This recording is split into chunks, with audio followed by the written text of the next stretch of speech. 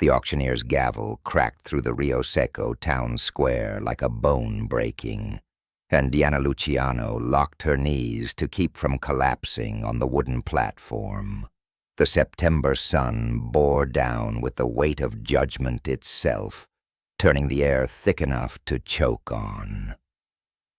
She'd watched her father's workshop dismantled over the past month. The leather tools he'd used to craft saddles and bridles since 1872. The sturdy workbench her grandfather had built with his own hands. Even the sign that read, Luciano and Daughter, that had hung above the door since she was 8 years old. But the creditors wanted more. They always wanted more.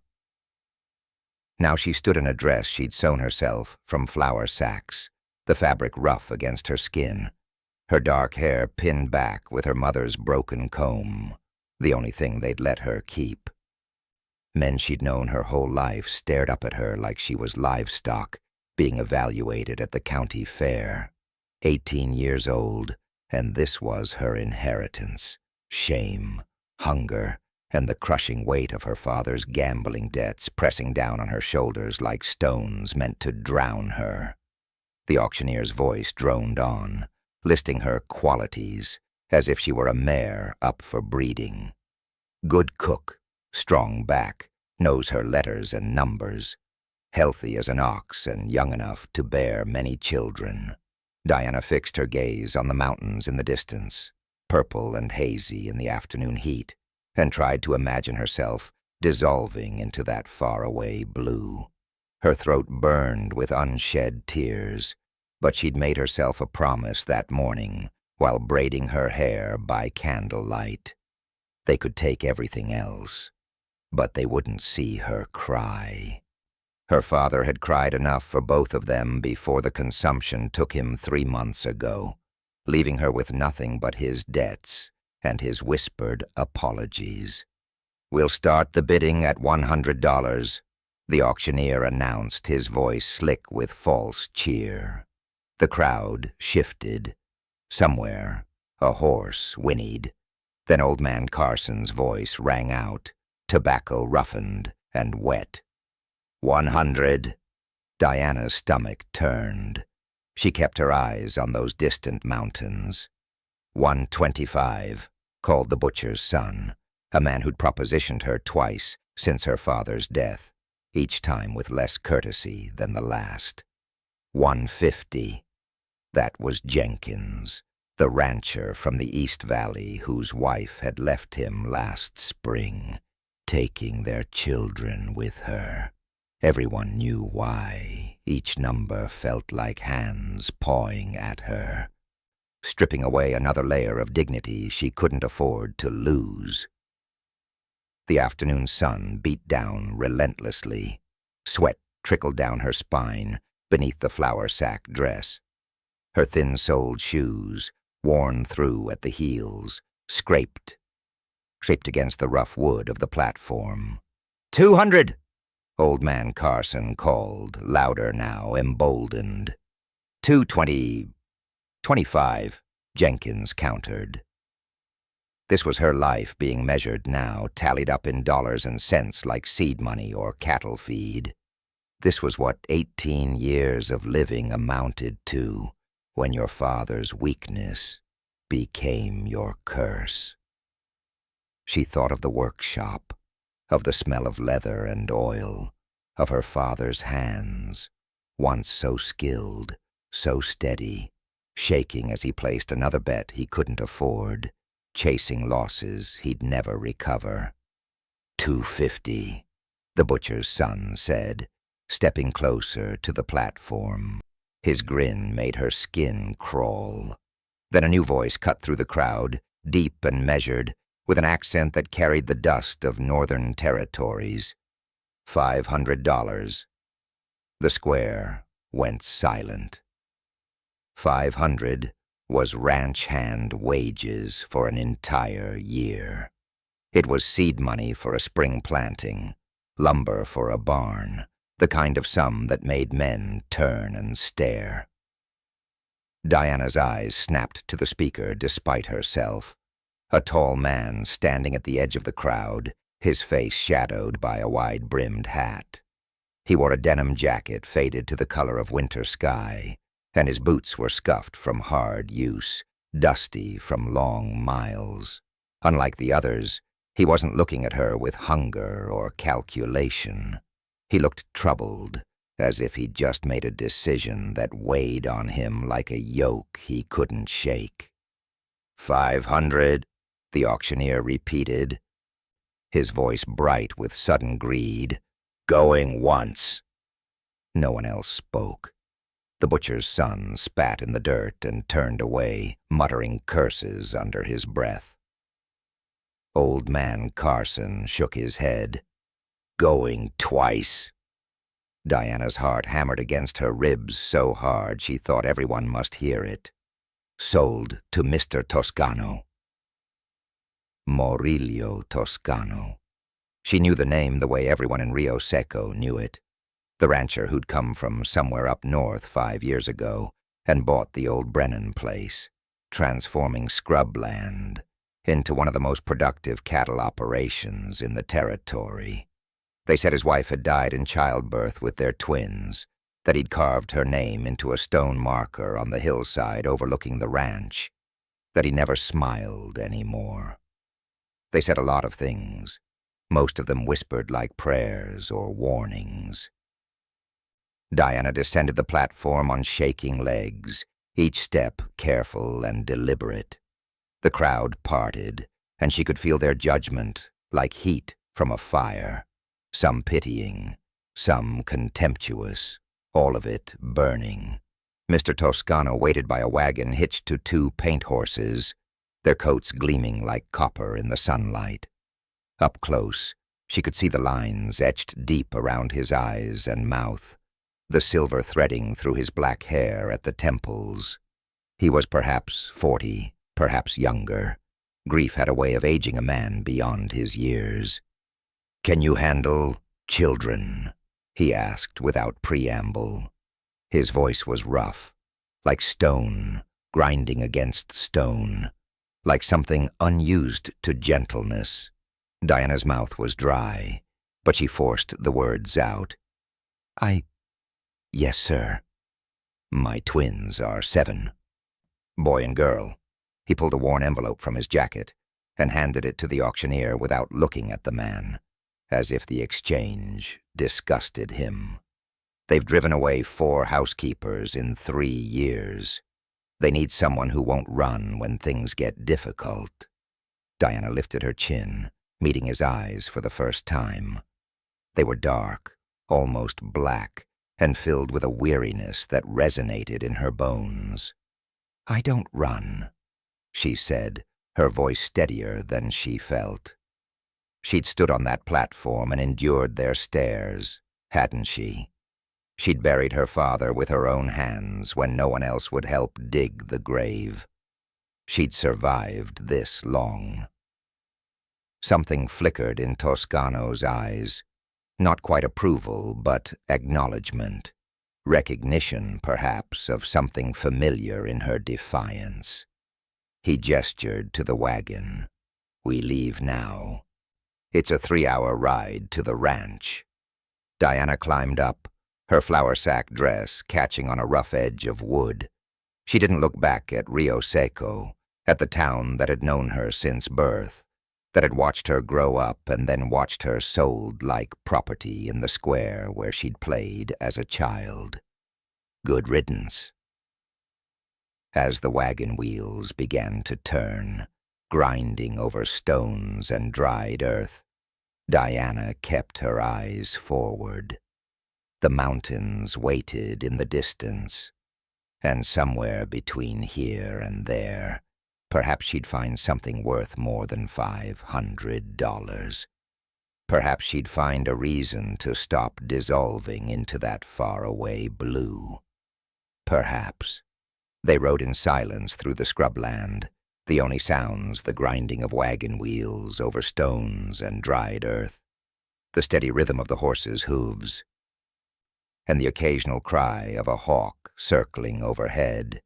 Diana watched Rio Seco shrink behind them until it was nothing but a smudge of dust and broken promises on the horizon.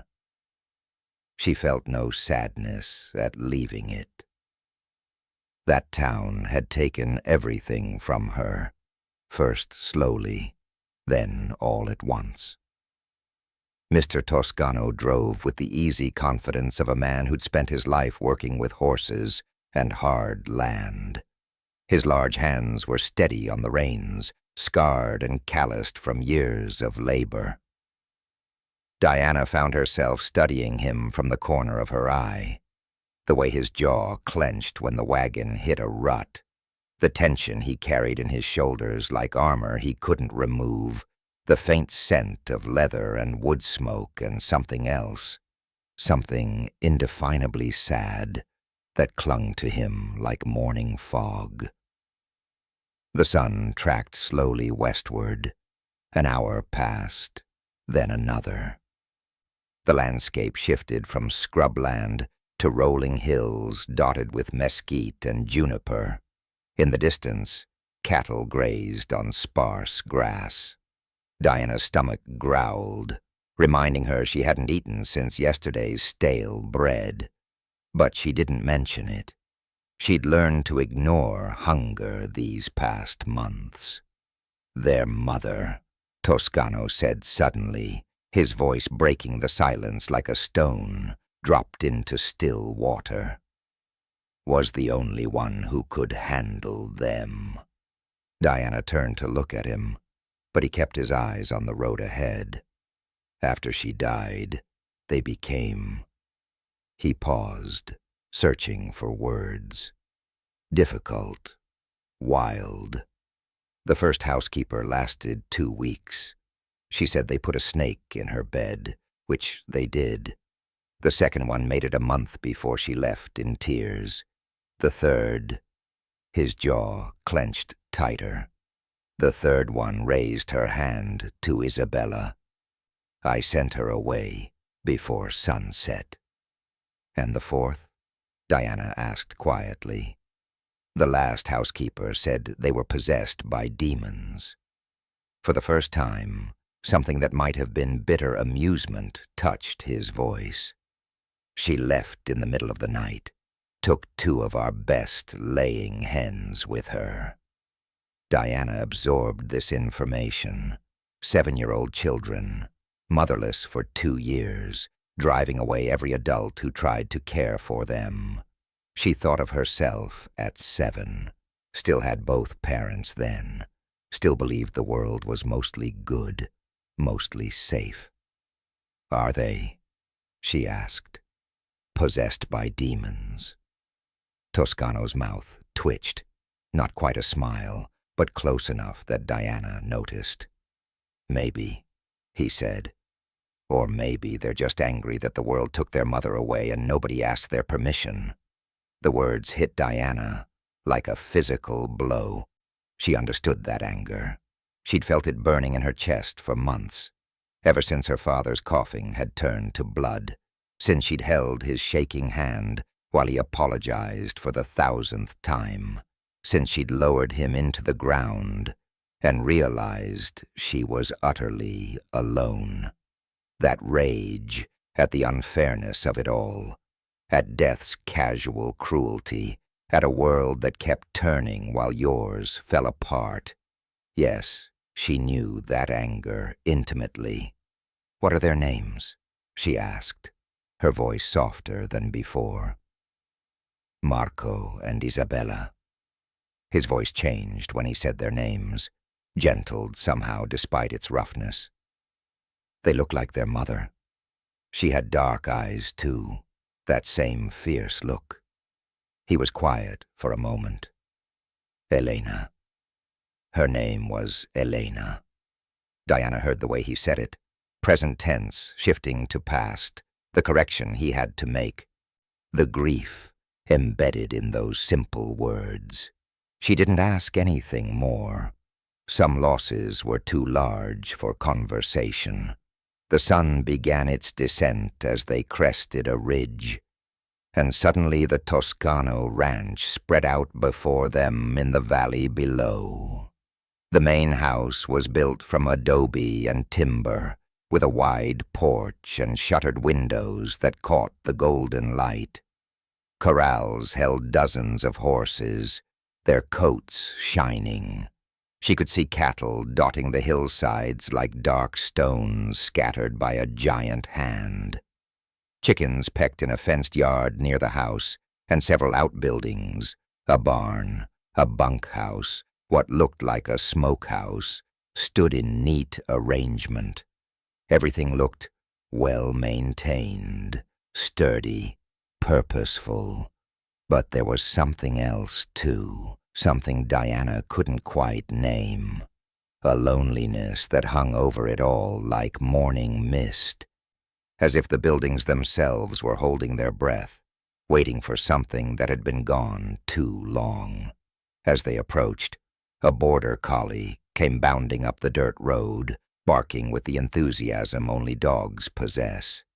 Its black and white coat was dusty from a day's work.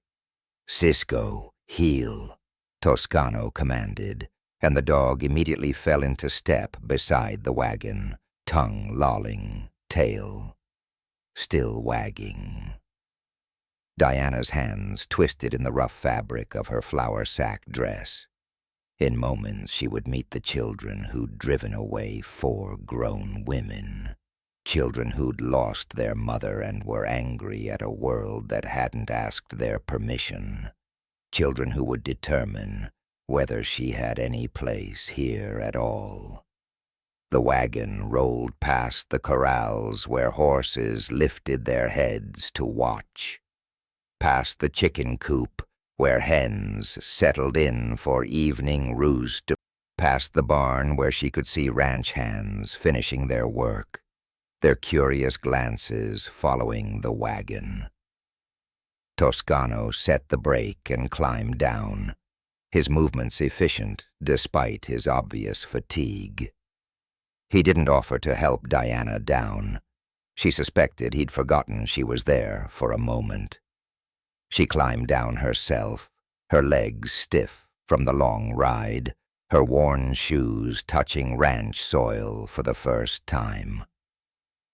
The house waited before them, windows like watchful eyes. Somewhere inside were Marco and Isabella, 7 years old and wild with grief. Diana smoothed her dress with trembling hands, though it did nothing to improve her appearance. Her heart hammered against her ribs. "Marco, Isabella," Toscano called toward the house, his voice carrying across the yard. "Come out here." For a moment, nothing happened. Then the front door slammed open with enough force to rattle its hinges, and Diana's breath caught in her throat. 2 children exploded onto the porch like a storm made flesh, and everything was about to change. Before we see what happens when Diana meets these fierce twins, I want to ask something from the heart. If this story is touching you, if you're invested in Diana's journey from that auction platform to this dusty ranch, please hit that like button and subscribe to the channel. Your support helps me bring you more stories like this one. Tales of resilience and unexpected love in the hardest places. And I'd love to hear your thoughts in the comments. Tell me what you think will happen next. 2 children exploded onto the porch like a whirlwind made flesh, and Diana's first thought was that they looked like they'd been raised by wolves. Their dark hair was tangled and wild, the girls falling loose from what had once been braids, the boys sticking up at odd angles as if he'd been rolling in dirt, which, judging by the state of their clothes, he probably had been. The boy wore trousers at least 2 sizes too big, held up with rope suspenders that had been knotted where they'd broken.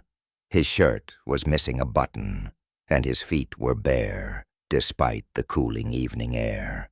The girl's dress, once probably a cheerful yellow, was torn at the hem and splattered with what looked like mud across the front, though Diana suspected it might be something worse. Her face was smudged with dirt, and there was what appeared to be straw in her hair. But it was their eyes that stopped Diana's breath. Dark and fierce and full of something that looked like challenge mixed with pain.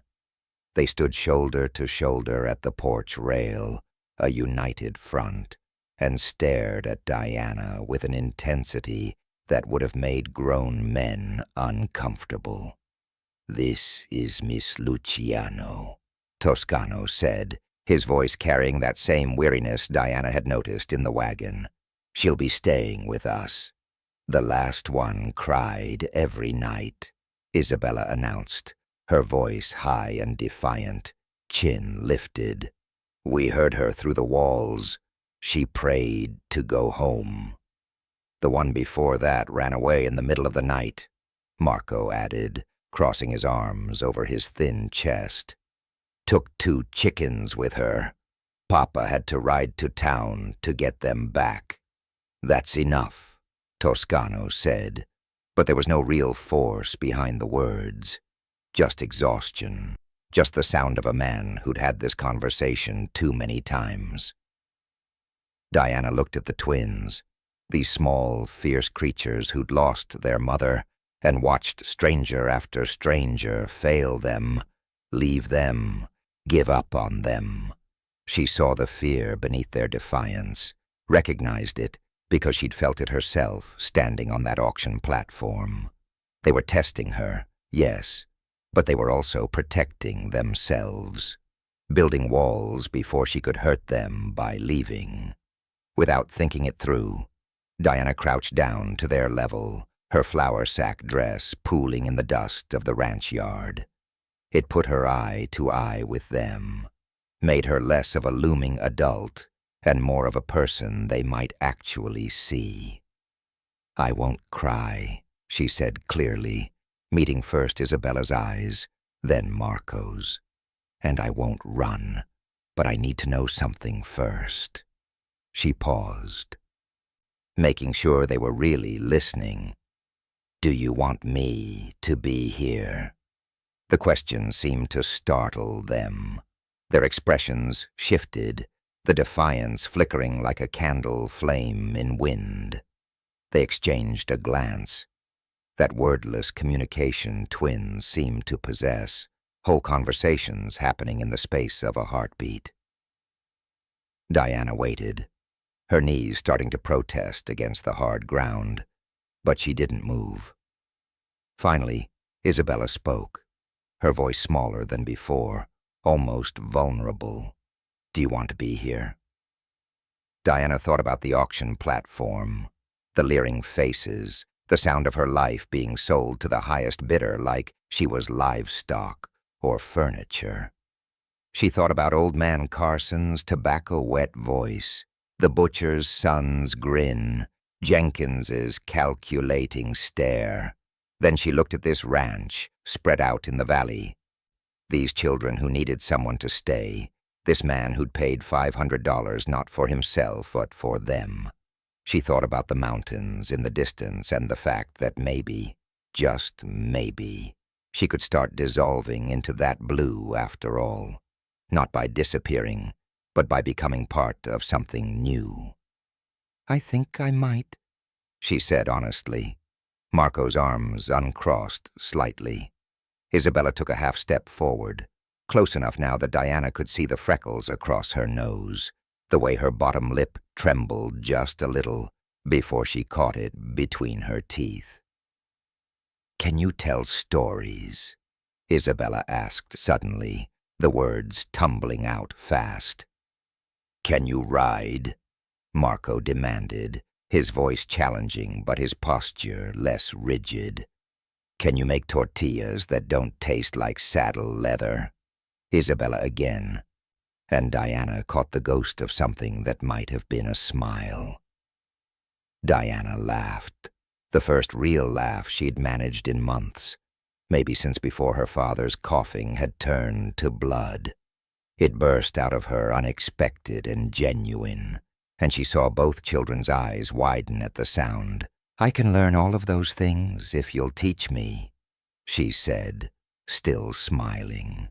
The twins looked at each other again, another silent conversation happening in glances and tiny expressions. Then, slowly, Isabella smiled back. It transformed her whole face, made her look less like a fierce little warrior and more like the 7-year-old child she actually was. Made her beautiful in the way children are beautiful when they're allowed to just be children. "Okay," Isabella said, her voice lighter now. "But if you're lying, we'll know." "I don't lie," Diana replied, and she meant it. She'd had enough of lies. Her father's promises that he'd stop gambling, that everything would be fine, that he'd make it all right. "Good," Marco said firmly, stepping closer. Then his dark eyes flicked to his father, still standing by the wagon, watching. "Papa lies sometimes. He says he's fine, but he's not. Marco." Toscano's voice held a warning, sharp and sudden. But Diana had already seen it, the way his shoulders carried tension like armor he couldn't remove, the shadows under his eyes that spoke of sleepless nights, the careful distance he maintained from everything and everyone, as if connection itself might break him. This man had bought her freedom from one kind of prison. But he was trapped in another of his own making, one built from grief and guilt and the relentless demands of survival. She stood, her knees protesting the movement, and met Toscano's gaze. There was something raw in his expression now, something exposed by his son's too honest words. But Diana didn't look away. "Where should I put my things?" she asked simply, letting him off the hook. Something in his expression shifted. Surprise, perhaps, or relief, maybe gratitude. "Isabella will show you. Your room is upstairs, west-facing, gets the evening light." Isabella grabbed Diana's hand before she could respond, her small fingers surprisingly strong. "Come on. I'll show you everything. The kitchen has a pump that sticks, and there's a loose board in the hallway that sounds like a ghost. And we have a new calf in the barn that's only 3 days old, and—" As the little girl pulled her toward the house, chattering about chickens and secret places by the creek where the best skipping stones could be found, Diana glanced back. Murillo Toscano stood by the wagon, watching them go, and for just a moment, so brief she might have imagined it, the hard lines of his face softened into something that looked almost like hope. Inside, the house smelled like wood smoke and old coffee, and the particular emptiness of a place that had forgotten how to be a home. The twins pulled Diana through rooms that were clean but bare, functional but joyless. The kitchen held a massive iron stove that dominated one wall, its surface dulled from use but well maintained. The sitting room had a stone fireplace large enough to stand in, with worn furniture arranged around it, a sofa with faded upholstery, 2 chairs that had seen better days, a small table scarred with water rings. "The pump handle sticks," Marco announced, demonstrating by working the kitchen pump with exaggerated effort. "You have to push down hard first, then pull up fast, or it won't give you water. And this floorboard creaks like a ghost," Isabella said, jumping on a loose board in the hallway. It groaned under her weight, a sound that did indeed seem supernatural in the growing dusk. Mama said it was great-grandfather Brennan complaining about us running in the house. Dinah followed them up a narrow staircase, their voices echoing off the walls as they pointed out everything. The window that stuck, the door that scraped the floor. The way the evening light came through just right, if you stood in the exact center of the upstairs hallway. They showed her their room first, a chaos of unmade beds and scattered toys, clothes piled in corners, drawings pinned to the walls with bent nails. Then they led her to her own room at the end of the hall. It was small, west-facing as Toscano had said, with a single window that caught the last rays of sunlight. A narrow bed with a thin mattress and faded quilt. A washstand with a chipped basin and pitcher. A small trunk at the foot of the bed, empty and waiting. The walls were bare adobe, and the wooden floor was swept clean. It was supposed to be the baby's room, Isabella said quietly. But the baby died with Mama. Diana's chest tightened. She knelt down and pulled both children close, one on each side. "Thank you for showing me," she said. "It's perfect."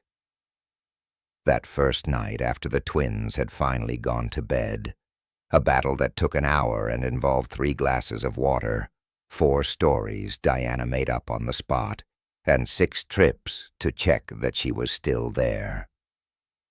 Diana sat on her bed in the dimming light. She had nothing to unpack, no trunk to open, no possessions to arrange. Just herself, still wearing the flour sack dress, still pinning her hair with her mother's broken comb. She lay down fully clothed and stared at the ceiling until exhaustion dragged her under. She woke before dawn to the sound of boots on the stairs. Through her thin door, she heard Toscano moving through the house with quiet efficiency, then the front door closing.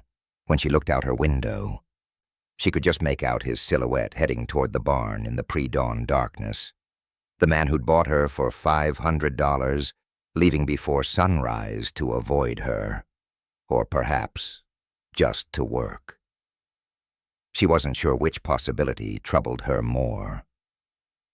The twins woke shortly after, appearing in her doorway like 2 disheveled ghosts, and Diana's education began. Breakfast was a disaster. She burned the biscuits to blackened rocks, oversalted the porridge until it was nearly inedible, and somehow managed to crack every single egg she tried to fry. Marco and Isabella watched with barely concealed glee as she scraped smoking remains from the massive iron stove. "The last one couldn't cook either," Marco observed, poking at a charred biscuit with scientific curiosity. "At least you're trying," Isabella added, which Dinah suspected was the closest thing to encouragement she'd get. But Diana didn't quit. She cleaned the mess, studied the stove, and tried again and again. By the 3rd morning, the biscuits were merely brown instead of black. By the 5th, they were almost edible. "Mama used to make tortillas," Isabella said on the 4th day, watching Diana struggle with yet another batch of dense, heavy bread. Not like the ones in town, special ones. She'd pat them out like this. The girl demonstrated with her small hands, a rhythm she'd memorized from watching. And they'd puff up on the griddle like pillows. "Can you teach me?" Diana asked. Isabella's face lit up.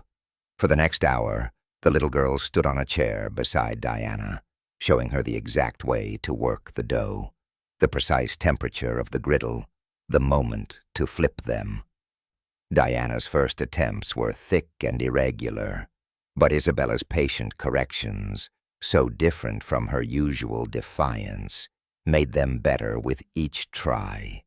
Marco took charge of teaching her about the chickens, leading her to the coop with the seriousness of a general briefing his troops. The red one pecks. The brown one with the crooked tail is mean. You have to scatter the feed like this. He demonstrated a sweeping motion. Or they'll all mob the same spot and fight. Diana learned. She learned the rhythms of the ranch, the routines that kept this place running. She also learned that the twins were testing her in smaller, more creative ways. Her hairbrush, borrowed from a sympathetic ranch hand's wife, went missing. She found it 2 days later in the chicken coop. The sugar bowl had salt in it.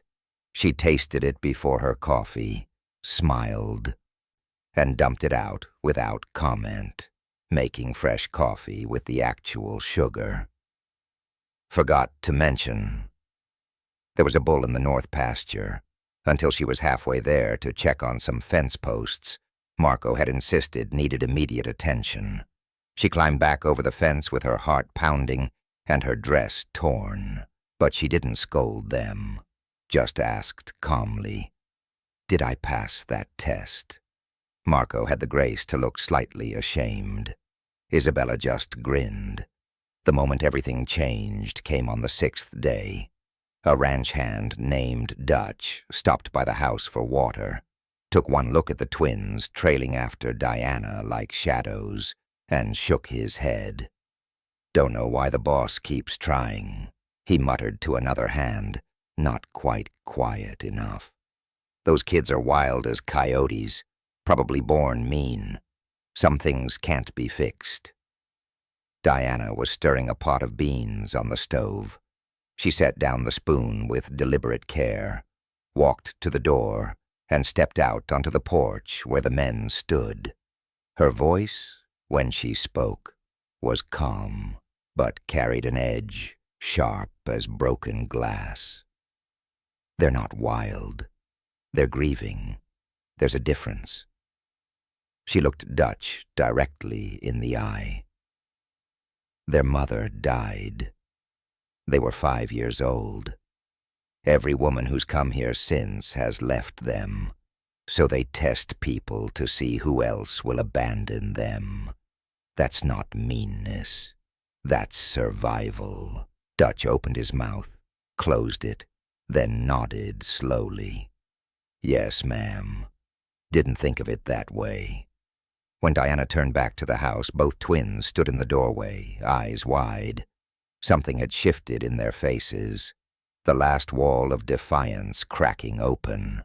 That evening, as the sun set and painted the sky orange and pink, Marco's small hand slipped into Diana's as they watched the chickens settle in for the night. He didn't say anything, just held on tight. Later, as Diana helped Isabella into her nightgown, the girl's voice came out small and hopeful. "Can you braid my hair? The way Mama used to. Papa doesn't know how, and it gets so tangled." Diana's throat tightened, but she smiled. "I can try." "Show me how she did it." As she worked her fingers through Isabella's dark hair, learning the pattern of the braid from the girl's whispered instructions, Diana felt the weight of trust settling on her shoulders. Through the window, she could see Toscano standing by the corral, his silhouette dark against the dying light. He was watching the house, his expression unreadable even from this distance.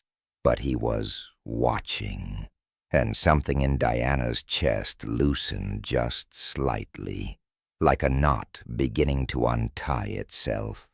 Over the following weeks, Diana learned Maurilio Toscano's patterns the way one learns the rhythms of weather, by observation, by the evidence he left behind, by the space his absence created.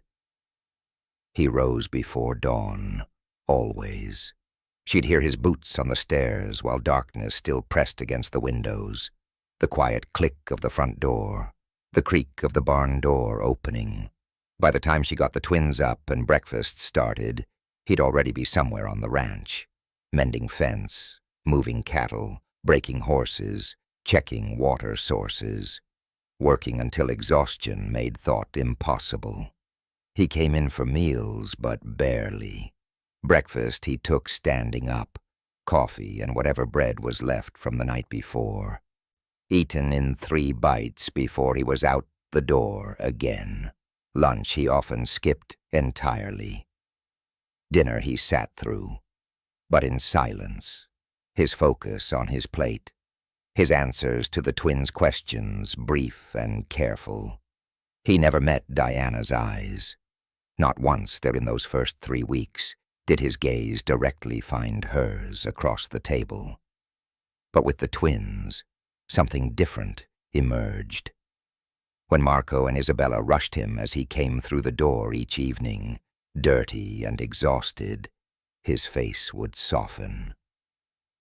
He'd crouch down to their level, the same way Diana had that first day, and let them talk over each other, tell him about their day in overlapping fragments. His large, scarred hands would be gentle smoothing Isabella's hair, careful adjusting Marco's collar. He'd listen to their stories with an attention he gave nothing else. And Diana would see the love there, fierce and frightened, a man terrified of losing the only things he had left. She learned his story in pieces, the way you learn all ranch stories, through overheard conversations, through casual comments from the hands, through the twins' innocent mentions of before. Elena had been from a good family in Santa Fe, the daughter of a merchant. She'd married Toscano when she was 22 and he was 30, followed him north to this hard country when everyone told her not to. The ranch hands spoke of her with reverence, how she'd learned to rope and ride, how she'd doctored sick cattle and sick ranch hands with equal skill, how she'd filled the house with music and laughter. The twins had come after 5 years of marriage. A difficult pregnancy, the doctor had warned from the start. But Elena had been stubborn, determined. The birth had gone on for 2 days. The baby, a second son, had been stillborn.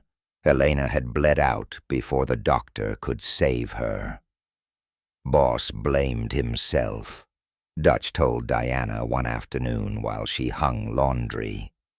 Kept saying he should have taken her back to Santa Fe, to a better doctor. Should have never let her stay in such a remote place. Should have. Man near drowned himself in should-haves. Diana discovered the stone marker on a Sunday afternoon. The twins had led her up the hillside behind the house to show her where the best view was, and there it stood, a simple granite stone overlooking the valley, the ranch spread out below like a promise. Elena Maria Toscano, beloved wife and mother, taken too soon, 1879 to 1892. Fresh wildflowers lay at its base, Indian paintbrush and Mexican hat carefully arranged. Diana touched the stone, still warm from the afternoon sun, and felt the weight of grief pressing down on this place, like a physical presence. "Papa comes every Sunday," Isabella said quietly, "after we're asleep. He thinks we don't know." "He talks to her," Marco added. "We heard him once. He was telling her about us, about how we're growing. He was crying." Diana's throat closed. She understood then that Toscano's grief wasn't just sorrow. It was a wall he'd built to survive, brick by brick, silence by silence. If he didn't let anyone in, he couldn't lose them. If he worked until exhaustion, he didn't have to feel. If he avoided her eyes, she remained a stranger, a housekeeper. Not a person who might matter. She recognized it, because she'd built similar walls around her own heart. Different materials, perhaps, but the same desperate architecture of self-protection. Her own grief ambushed her on a Tuesday morning. A letter had arrived the day before, the first mail since she'd come to the ranch. It was from Mrs. Chen, her father's neighbor, written in careful English. She'd saved it to read in private after the twins were in bed. The workshop is torn down now. Newto family bought the lot. They're building a dry goods store. Thought you should know. Your father was a good man before the gambling took him. Remember him that way. Mrs. Chen Diana sat on the porch steps in the darkness and cried. Not the quiet, controlled tears she'd allowed herself in Rio Seco, but deep, wrenching sobs that came from the place where she'd buried everything. The loss, the shame, the anger, the love for a father who'd failed her but had tried so hard before the weakness won. She didn't hear Toscano approach, didn't know he was there until she felt, rather than saw, his presence. He sat down on the steps, 2 feet away from her, careful not to touch, not to intrude. He didn't ask what was wrong, didn't try to comfort her with empty words or awkward pats. He just sat there in the darkness, solid and present, while she cried herself empty. When the tears finally subsided and Diana could breathe again, she expected him to leave. Instead, his voice came out of the darkness, rough and low. Crying doesn't make you weak, he said. It just means you loved someone. Diana wiped her face with her sleeve, grateful for the darkness that hid her swollen eyes. My father's workshop is gone. They're building a store where it stood. It's like he never existed. He existed, Toscano said.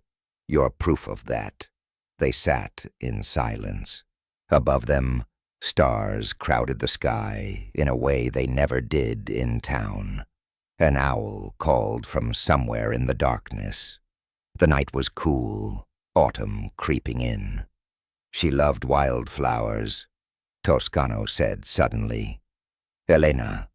She'd ride out and gather them, fill the house with them. After she died, I couldn't stand seeing them at first. Now I bring them to her every Sunday. It's the only time I can talk to her without the twins hearing. They know, Diana said gently. They hear you sometimes.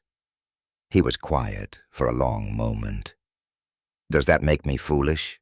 Talking to stone? No, Diana said. It makes you human. Another silence, but this one felt different. Less like absence and more like understanding. 2 people who'd lost everything, sitting in the dark, acknowledging the weight they both carried. The auction, Toscano said finally. When I saw you standing there, you had the same look Elena had when the doctor told her the pregnancy was dangerous. Scared, but stubborn. Like you'd decided the world could take everything from you, except your dignity. Diana's breath caught. It was the most he'd said to her in 3 weeks, the most he'd revealed of himself. Why did you buy me? She asked. Really? Because someone needed to, he said simply. And because I thought. He stopped, started again. The twins need someone who won't leave, someone strong enough to stay even when it's hard. I thought maybe someone who'd survived what you survived might be strong enough. And am I? Finally, he turned to look at her. In the darkness, she could just make out his profile, the exhaustion etched into every line. You haven't run yet, he said. That's more than the others managed. A crack had opened in his walls, barely visible, but there. Diana felt something shift in her chest. Concern, recognition, the beginning of something she didn't yet have a name for. This broken man who worked himself to exhaustion, who talked to stone markers, who loved his children fiercely while holding everyone else at arm's length. She was starting to care about him. God help her. She was starting to care. It started with a cough. Isabella had been fine at dinner, chattering about the new foal in the barn, stealing bites of Marco's cornbread when she thought no one was looking. But by bedtime, she was flushed, her skin hot to the touch. Diana felt her forehead and tried not to let worry show on her face. "Just tired, probably," she said, tucking the quilt around Isabella's small frame. "Sleep will help." But at midnight, the coughing woke the entire house, deep rattling sounds that seemed too large for a 7-year-old's body. Diana rushed to the twins' room to find Isabella burning with fever, her nightgown soaked with sweat, her eyes glazed and unfocused. "Mama," Isabella whispered, reaching for Diana with trembling hands. "Mama, it hurts." Diana's heart clenched. She pressed her hand to Isabella's forehead and felt the frightening heat radiating from her skin. "I'm here, sweetheart. I'm here." Toscano appeared in the doorway, still pulling on his shirt, and Diana watched the color drain from his face. He stared at his daughter with an expression of such raw terror that Diana understood immediately. He was seeing Elena all over again, seeing loss, seeing death coming for the only things he had left to lose. "Not again," he whispered, barely audible. "I can't lose." He couldn't finish the sentence. Diana's training, such as it was, came from her mother, who doctored half of Rio Seco before the fever took her when Diana was 12. She pushed past Toscano into the room, her voice sharp with purpose. "Marco, I need you to fetch cold water from the pump. Keep bringing it until I tell you to stop. Mr. Toscano, I need clean cloths, as many as you can find." When neither moved, frozen by fear, she raised her voice. "Now!" They scattered. Diana stripped Isabella's sweat-soaked nightgown, replacing it with a dry one from the drawer. The girl was shivering despite the fever, her teeth chattering. Diana covered her with a light sheet, then began applying cool cloths to her forehead, her neck, her wrists, anywhere the blood ran close to the surface. "Shh," she murmured as Isabella whimpered. "I know it's cold, but we need to bring the fever down." Marco returned with the water, his face pale, his hands shaking as he held the bucket. "Is she going to die?" "No," Diana said firmly, with more confidence than she felt. "But I need your help. Can you be brave for your sister?" He nodded, tears streaming down his face. The first night was the worst. Isabella's fever climbed higher, and the cough turned wet and dangerous. Diana made a tea from herbs she'd found in the kitchen, chamomile, mint, something that might have been willow bark, and coaxed small sips past Isabella's cracked lips. She changed the cool cloths every few minutes as they warmed against the child's burning skin. She monitored her breathing, counted the spaces between coughs, watched for any sign of improvement. Toscano stood in the doorway, just stood there, hour after hour, his knuckles white where he gripped the door frame. He couldn't seem to enter the room, but he couldn't leave either, trapped between fear and guilt, watching his daughter fight for breath. Marco refused to leave Diana's side.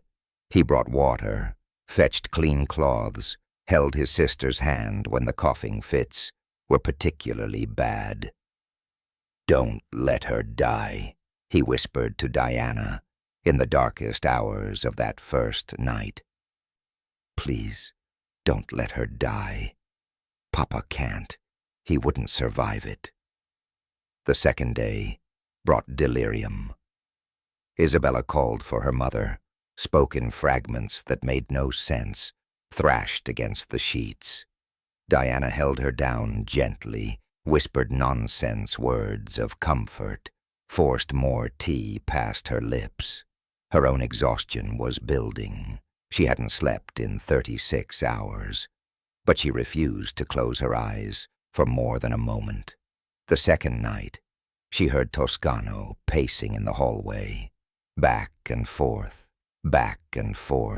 boots grinding against the wooden floor, the ghost board creaking under his weight. He was wearing a path in the wood, driven by helplessness and terror. On the third day, as afternoon shadows lengthened and Isabella's breathing grew more labored, Diana had had enough. She stood, her legs protesting after so many hours of stillness, and walked to the doorway where Toscano stood like a sentinel. "She needs you," Diana said quietly, but with steel underneath. "She needs to know you're not giving up on her." "I can't." His voice broke. "I couldn't save Elena. I can't save anyone. Everything I touch." "Stop." Diana put her hand on his arm, felt the trembling in his muscles. "You're not trying to save her. You're just supposed to love her. There's a difference." "What if she dies?" The words came out raw, scraped from somewhere deep. "What if I lose her, too?" "What if she lives?"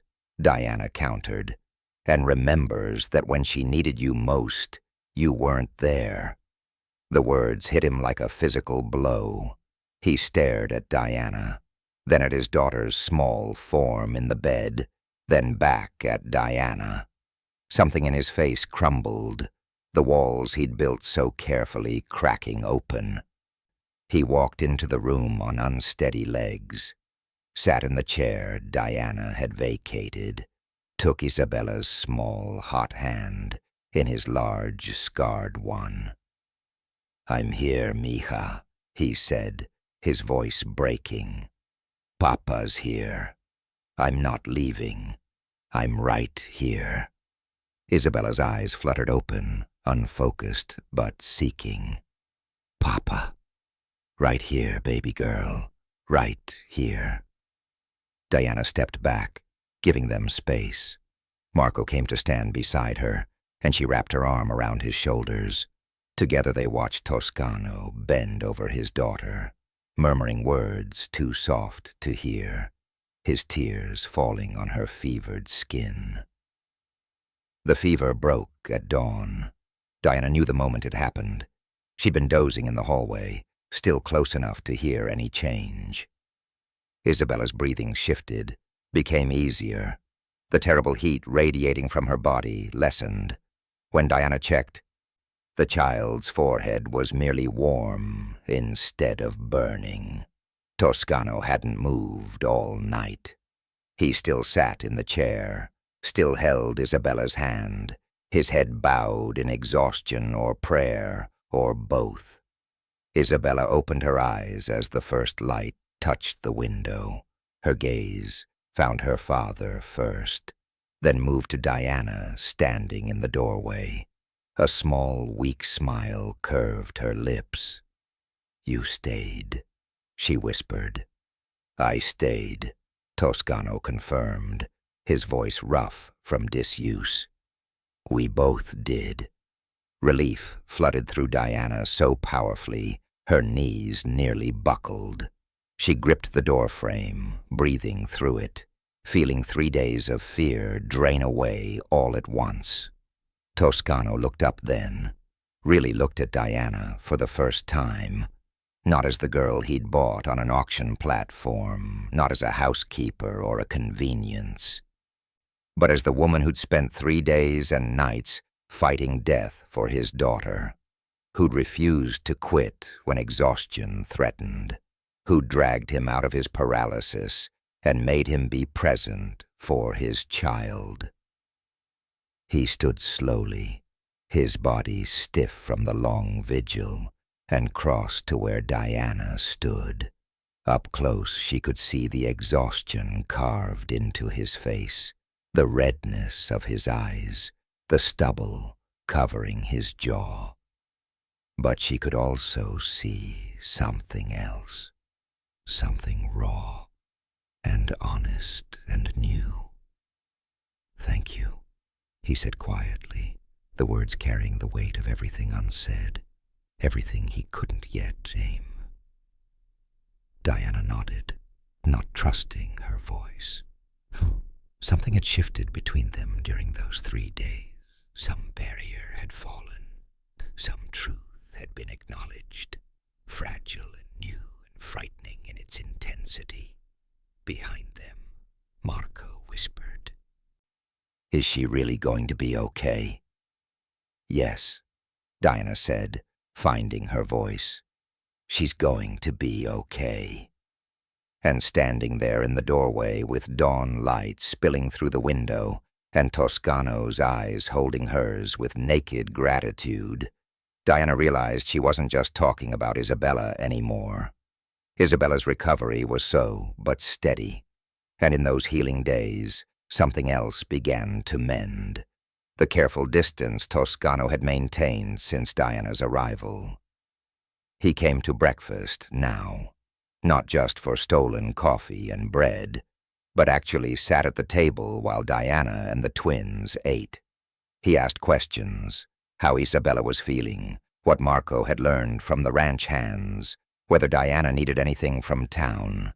Small questions, surface questions, but questions nonetheless. And sometimes, when Marco told a particularly ridiculous story about the chickens, Toscano would smile. Not the sad ghost of a smile Diana had glimpsed before, but something real and warm that changed his entire face. "You should do that more often," Diana said one morning after the twins had run outside. "What?" "Smile. It suits you."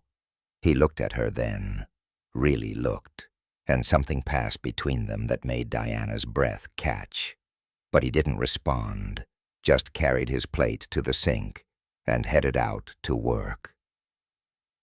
2 weeks after Isabella's fever broke, Toscano appeared at the house mid-morning, unusual enough that Diana looked up from kneading bread dough in alarm. "Is something wrong?" "No. I thought—" He shifted his weight, uncomfortable. "The twins said you don't know how to ride.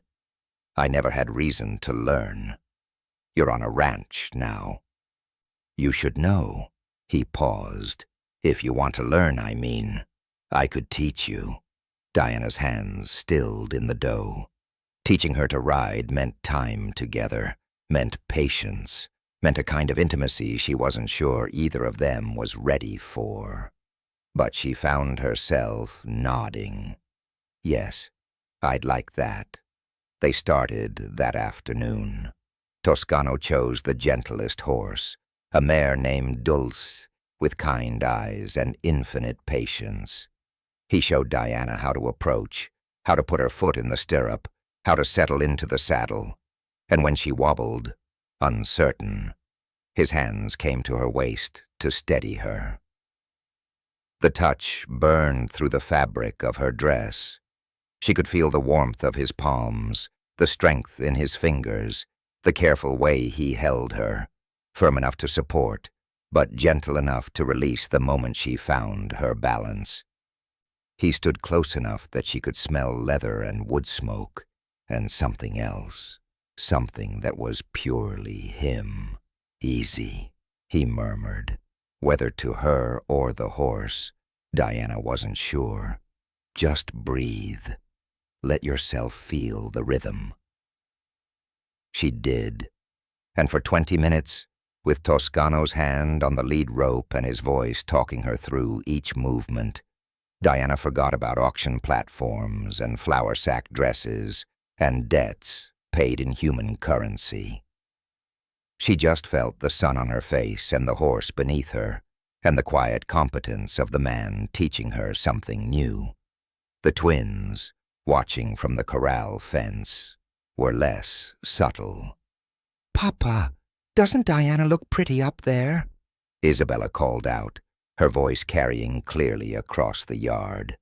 "Papa, Diana makes you smile more," Marco added. "We noticed." Toscano's jaw tightened. But Diana caught the hint of color rising in his cheeks. "Focus on your sister's balance," he said gruffly to the twins, "not on things that aren't your concern." "But we like when you smile," Isabella insisted. "And you smile when you look at her." Later that evening, after the twins were in bed, Diana found Toscano on the porch.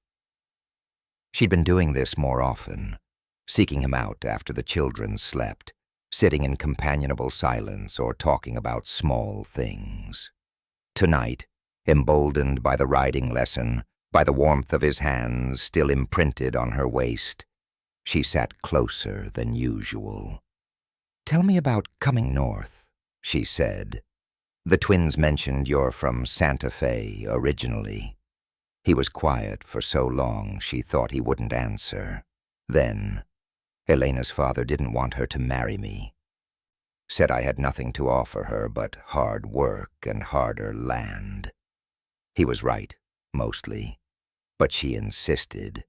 Said she'd rather have an honest life with me than a comfortable lie with someone her father chose. "She sounds stubborn." She was. His voice softened. "We came north in 1887, bought this place for almost nothing because the previous owner had given up. First 2 years nearly killed us. Drought, then flooding, then rustlers. But Elena never complained. She'd work beside me from dawn to dusk, then cook dinner and sing while she did the dishes." Diana heard the love in his voice, but also the grief. Still there, always there, but perhaps not as sharp as it had been. "My father wasn't always weak," she offered, sharing in return. "When my mother was alive, he was different, strong. He ran the workshop well, had steady customers. But after she died, something broke in him. He started gambling to forget, then gambled more to recover what he'd lost. By the end, he'd gamble away anything, including me." Toscano's hand found hers in the darkness, just held it, warm and solid. "He didn't gamble you away.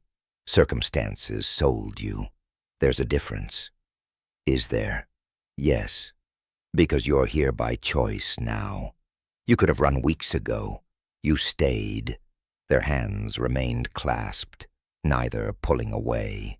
Above them, stars wheeled across the sky. The night air carried the scent of sage and earth and possibility. The moments multiplied after that, hands brushing when passing plates at dinner, shoulders bumping while washing dishes side by side, Toscano's fingers lingering on hers when she handed him his coffee each morning. Small touches, accidental or perhaps not, that left Diana's skin humming. The ranch hands noticed. Dutch made knowing comments about the boss finally coming back to life. Others smiled when they saw Toscano and Diana together, a warmth in their expressions that suggested approval. The test came on a Saturday, when Toscano took Diana to town for supplies. At the general store, they ran into Jenkins, the same rancher who'd bid on her at the auction. His eyes raked over Diana with crude familiarity. "Well now, Toscano, your purchase working out. She looks a bit thin. You feeding her enough?" Diana felt shame crawl up her spine, being reduced again to property, to something bought and owned. But before she could respond, Toscano stepped between them, his voice cold as winter. "She's not what you think. She's not bought property. She's—" He stopped, something flickering across his face. Whatever word he'd been reaching for remained unspoken, but his meaning was clear enough.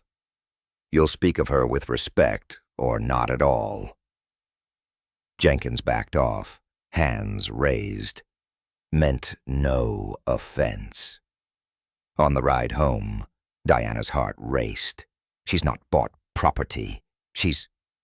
What? What had he almost said? The unfinished sentence hung between them, heavy with implication. That night, as Diana braided Isabella's hair before bed, the little girl looked up at her with dark, serious eyes. "Do you love Papa?" The question stole Diana's breath. Marco, already in his nightshirt, turned to look at her with equal intensity. Diana's hands stilled in Isabella's hair. "I don't know, but I think I could." It was the most honest answer she had. Gratitude, yes. Affection, certainly. But something else was growing too. Something that made her heart race when Toscano entered a room, that made her seek him out in the evenings, that made his rare smiles feel like gifts. Isabella twisted around to face her fully. "Mama would like you," she said with the certainty only children possess. She'd want Papa to be happy again.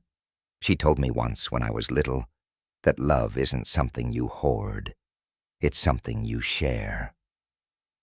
Tears pricked Diana's eyes, not from sadness but from something else. Permission, perhaps. Permission to feel what she was feeling, to hope for what she was beginning to hope for. "Did she really say that?" Diana whispered. "Yes," Marco confirmed. "Before she got really sick, she told us that if anything happened to her, we should take care of Papa, make sure he didn't forget how to be happy." Diana pulled both twins close, her tears falling into their hair.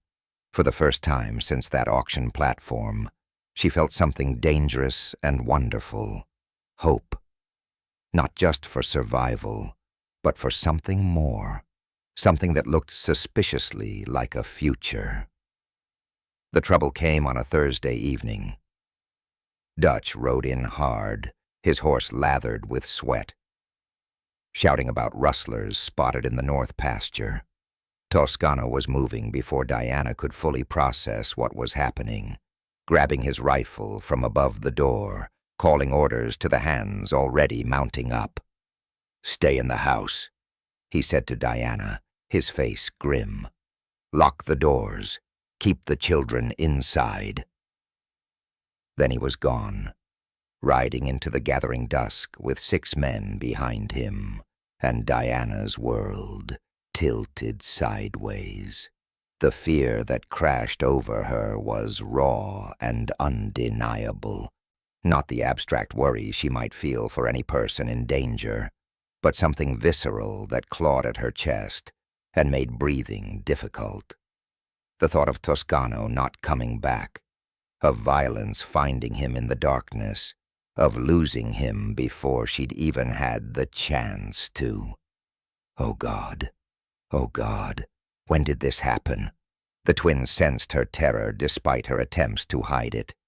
They sat close to her on the sofa as the hours crawled past. The house, too quiet, every sound from outside making Diana's heart jump. She tried to read them stories, but her voice shook. Tried to get them to sleep, but they refused to leave her side. "He'll come back," Isabella said with forced confidence around midnight. "Papa always comes back." "But what if he doesn't?" Marco's voice was small, scared. "What if the bad men hurt him?" Diana pulled them closer, her own fear reflected in their faces. "He'll come back," she said, praying it was true. As dawn approached and the twins finally dozed against her shoulders, Marco stirred and looked up at her with eyes too knowing for 7 years old. "You love him, don't you? Like Mama did." Diana opened her mouth to deny it, to deflect, to protect herself. But the words wouldn't come, because it was true. Somewhere between burned biscuits and riding lessons, between his daughter's fever and their evening conversations, between his rare smiles and the careful way he'd started looking at her, she'd fallen in love with Maurilio Toscano. "Yes," she whispered. "God help me. Yes." The sound of horses brought her to her feet, heart in her throat. She settled the twins on the sofa and ran to the door, throwing it open as the riders came into the yard. Dawn light painted everything gold and red, and there he was, Toscano, slumped in his saddle, his shirt torn and bloodied, but alive. Alive. Diana ran. She didn't think, didn't hesitate, just ran across the yard as he dismounted with a groan. Her hands were on him immediately, checking the blood on his shirt, the cut above his eyebrow, the bruises already forming on his jaw. "I thought—" Her voice broke. "I couldn't." His hands came up to cup her face, rough palms against her cheeks, and Diana realized she was crying. "Diana," he said, her name a prayer and a confession all at once. Then he kissed her. It was desperate and honest, years of loneliness meeting present hope, 2 broken people reaching for each other through the darkness. His lips were chapped and tasted of dust and blood, and Diana didn't care. She kissed him back with everything she'd been holding inside, all the fear and relief and love she hadn't known how to name. From the porch, the twins cheered. Toscano pulled back slightly, his forehead resting against hers, both of them breathing hard. "I didn't buy you to be a housekeeper," he said, the words rushing out like he'd been holding them for months. "I bought you because I saw myself in your eyes on that platform. Someone who'd lost everything but refused to break. And I thought maybe we could both stop being broken." Diana's tears fell faster. "I'm still figuring out who I am here. I don't know if I'm ready to be more than I can wait." His thumbs brushed her tears away with infinite gentleness. "I've waited 2 years already.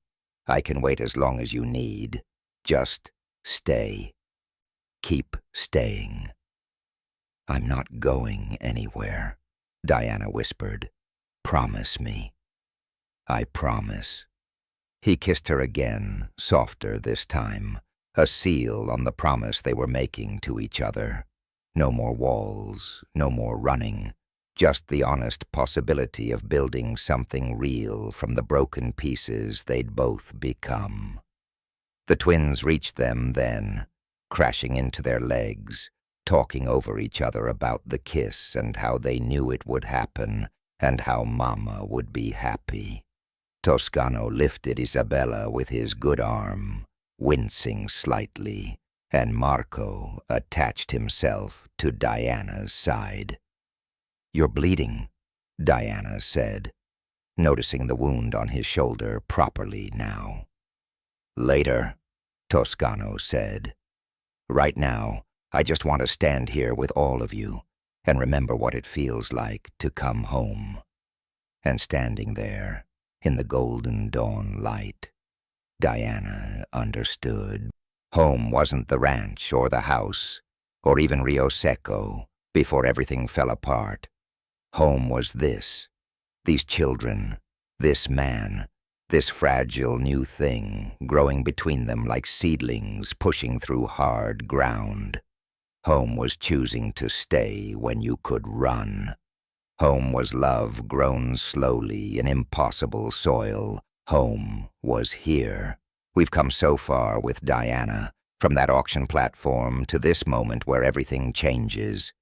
If you've been moved by her journey, if you want to see more stories about finding love in unexpected places, please take a moment to like this video and subscribe to the channel. Your comments mean the world to me. Let me know what part of Diana's story resonated most with you. Thank you for being part of this community.